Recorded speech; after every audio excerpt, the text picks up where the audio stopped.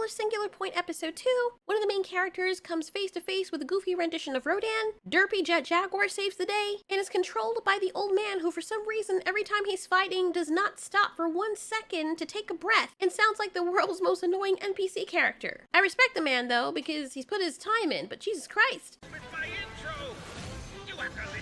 Like seriously, he never stops talking, not once. I'm excited to see Jaguar fight, but I actually want to see him fight without any freaking noise, and it's more exciting when the main character starts controlling Jaguar because there's complete silence and you can actually enjoy the fight between Jaguar and the kaiju. This Rodan is so cute, but the fight ultimately proves to be too much for him. He flies into the air, but then he falls down, and then promptly dies. Like he just choked on himself. Apparently he's attracted by radio waves. May's also trying to figure out what makes these creatures tick, what they're attracted to. The annoying AI basically tells her that she's stuck with her forever. This guy is hiding Godzilla bones in his basement. We find out that a whole bunch of other Rodans are turning up dead. Bodies are washing up from all over, and for whatever reason, when they appear, they soon after die. But nobody knows why. We usually get these meetings in every single one of the episodes where researchers are scrutinizing and studying the creatures, but this is basically for the audience's benefit so that we can feel like we're learning about the creatures as they are, and because there's a good reason for them to do that, because if big-ass pterosaurs came to your land all of a sudden, you'd be like, what the frick is going on, and you want to know everything about them. The most realistic thing about this entire series is the merch, because don't act like people wouldn't jump on this and capitalize on this monster being a thing as soon as it came out. I was also drawing my own monster, but I'm not finished yet. But I did Anguirus,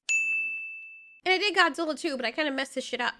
90% of the episodes feels like the fan fictions that I used to make when I was trying to study for stuff for school, and I had to shape a story about monsters and creatures around chemistry. So it ended up sounding a lot like when they're explaining away the pseudoscience. Something about the future and time stuff is really a heavy theme in here. Apparently monsters can see the future because they're from it, sort of. The water turns red. These guys start to see some weird sea creatures, and then it turns out that the Rodan are coming out of the water in droves too. And that was basically it. It was an interesting episode, and whenever the kaiju are on screen, the music and the soundtrack and the way the people behave is very realistic. Well, except for some of the dialogue. Some of the dialogue is just weird, but it's to be expected. If you've watched a lot of anime, you'll know that this is nothing new. Was it a good episode? Sure. Was it the best episode? No. But there are better episodes out there, and I absolutely do love the designs of the creatures. Rodan does look cool, and so do the other kaiju so far. This guy does not. Holy crap, dude. It looks like a mannequin head that somebody punched in from both sides. And she looks like someone who was sucking slip, and somebody walked in and caught her off guard doing it. Maybe that's just how she looks from like far away, dude. I would not want to be in a room with her locked up and not close to the exits.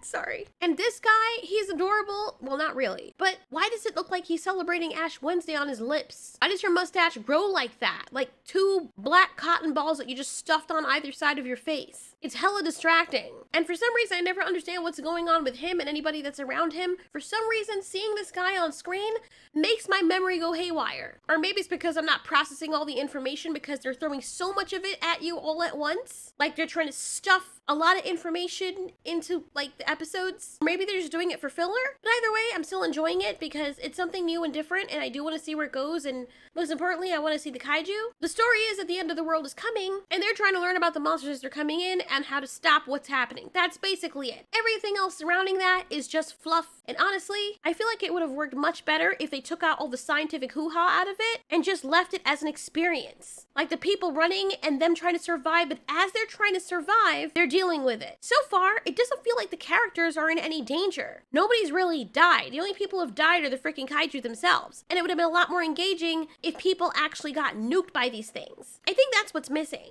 Like, the kaiju have to be really dangerous. They just pop up and then the people are like, oh, just kill them and let's study them. There's never any sense of danger or that the kaiju themselves are dangerous. Anyways, I'm gonna keep watching and I am enjoying it. Yes, I am. Thanks so much for watching. This has been Ultiori. You ask, we answer.